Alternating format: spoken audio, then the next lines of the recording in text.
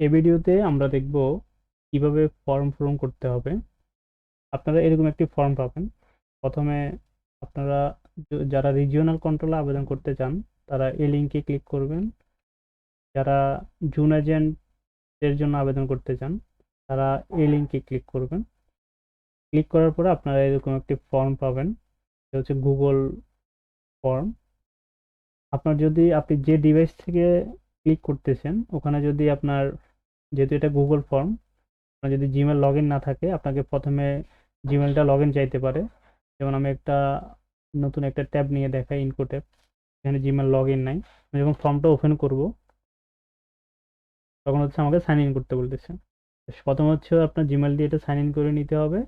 Sign in করে নেওয়ার পরে আপনার আর এরকম একটা পেজ আসবে।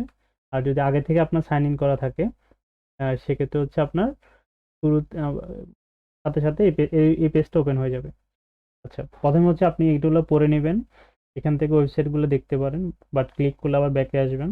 রিজিওন লিস্টটা এখান থেকে দেখতে পারেন ক্লিক করলে এরকম কম্পিউটার থেকে ওপেন করলে নিউ ট্যাবে ওপেন হবে, আর যদি মোবাইল থেকে ওপেন করেন তাহলে আবার ব্যাকে আসতে হবে।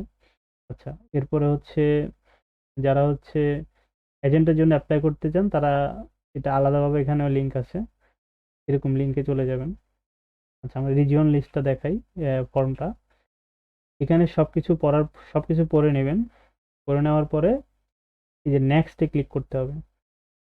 নেক্সটে ক্লিক করার পরে এখানে আপনার হচ্ছে ইমেল অ্যাড্রেস দিবেন। আমি জাস্ট ডেমো কিছু দিয়ে দিচ্ছি যেন বুঝাইতে পারি। আমাকে এগুলো পূরণ না করলে সামনে যেতে দিবে না। আমি জাস্ট ডেমো কিছু দিয়ে দিচ্ছি। এখানে আপনার সবকিছু দিবেন। সবকিছু দেওয়ার পরে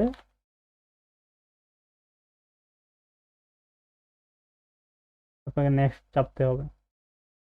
নেক্সট চাপার পরে আপনি হচ্ছে কোন রিজিয়নটা নিতে চান সেটা নির্বাচন করবেন। এরপরে নেক্সটে যাবেন। এখানেও ঠিক একইভাবে হচ্ছে আপনি সবগুলো পূরণ করবেন, সবকিছু পূরণ করবেন। সবকিছু এখানে আপনার একটা সিভি আপলোড করবেন, বায়োডাটা, আপনার অভিজ্ঞতা, দক্ষতা এগুলা দিয়ে একটা এখানে আপলোড করবেন। এখান থেকে আপলোড করলে আপনার পিসি থেকে এটা আপলোড করতে পারবেন। আমি জাস্ট বোঝার জন্য একটা র্যান্ডম একটা দিচ্ছি।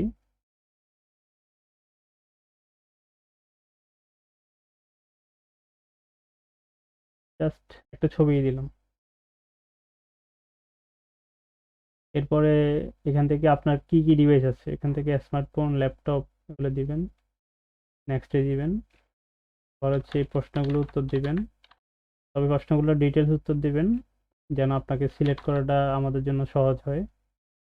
এই তথ্যগুলার আপনার সিলেকশনে অনেক প্রভাব ফেলবে।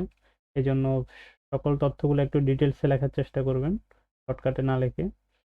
এরপরে হচ্ছে এখান থেকে আপনি কত ঘন্টা সময় দিবেন আমাদেরকে ডেলি, সেটা লিখে সাবমিট দিবেন। টোটালি সাবমিট দেওয়ার পরে ফর্মটা আমাদের এখানে এই যে এরকম আসবে যে অরিজিনাল কন্ট্রোলার বিজনেস পার্টনার নিয়োগ আবেদন।